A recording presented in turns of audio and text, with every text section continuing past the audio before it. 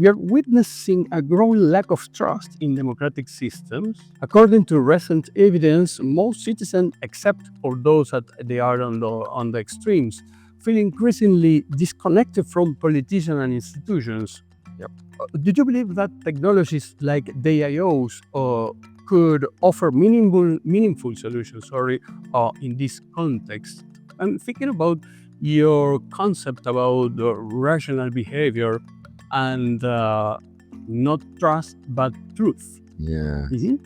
Absolutely. And it's why I'm still here, really. I mean, there's a couple of reasons why I'm still here. One of them is the desire to build products that actually make a difference to my lifestyle, and hopefully, in turn, to many other people's. The other one is certainly because I believe that this way of building these products, in some sense, architecting these products, is needed by the world. You see, the products that we're talking about are not, they would have been foreign, they would have been an alien concept when I was born in 1980. Because the products themselves, and we don't think about it so much these days, but the products themselves are really a product of our connection with society. Given that we now understand that our modern product lifestyle relies on the wider social network, then we have to accept, as philosophers have taught us hundreds of years ago, that there is some sort of contract in life between us and society. It's a big kind of patchwork of contracts, many of them totally opaque.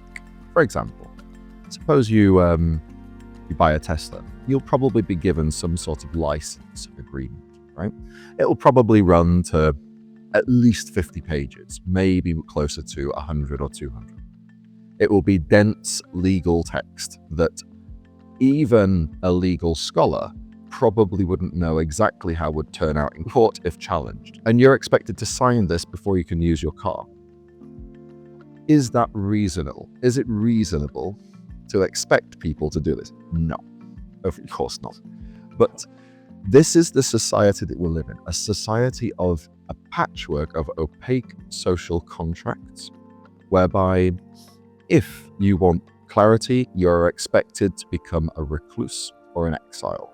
And I suspect that this, even if it's not what people would necessarily point at, that they see as wrong with society, probably contributes a substantial amount to their feeling of disillusionment, of disconnection.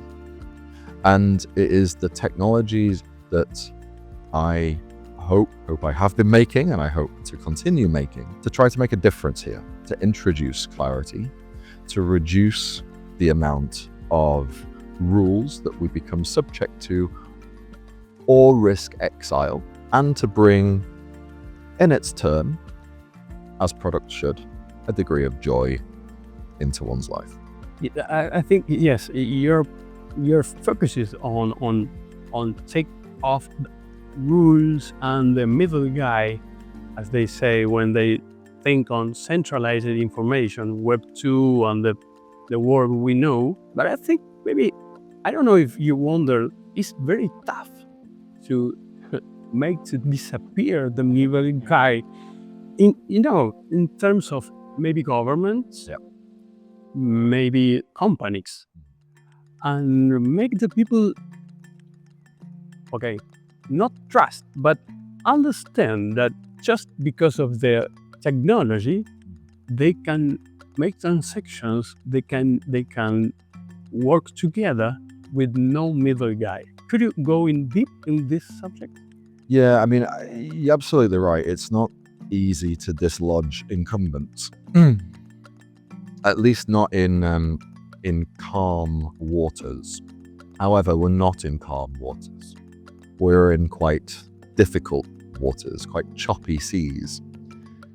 And I think people are very interested and have their eyes open and are willing to try new things if they can be credibly demonstrated to make a difference. Recently, the United States approved the Genius Act.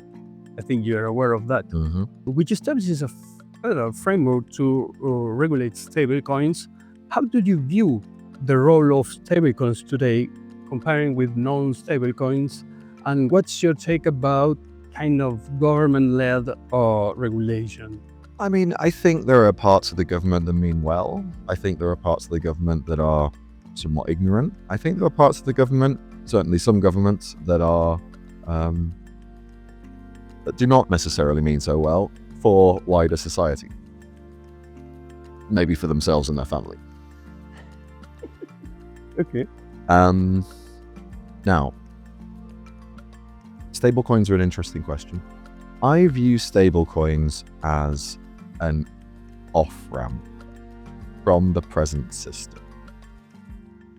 They're a middle ground between what is inevitably a traditional financial device, the United States dollar for one, euro for another.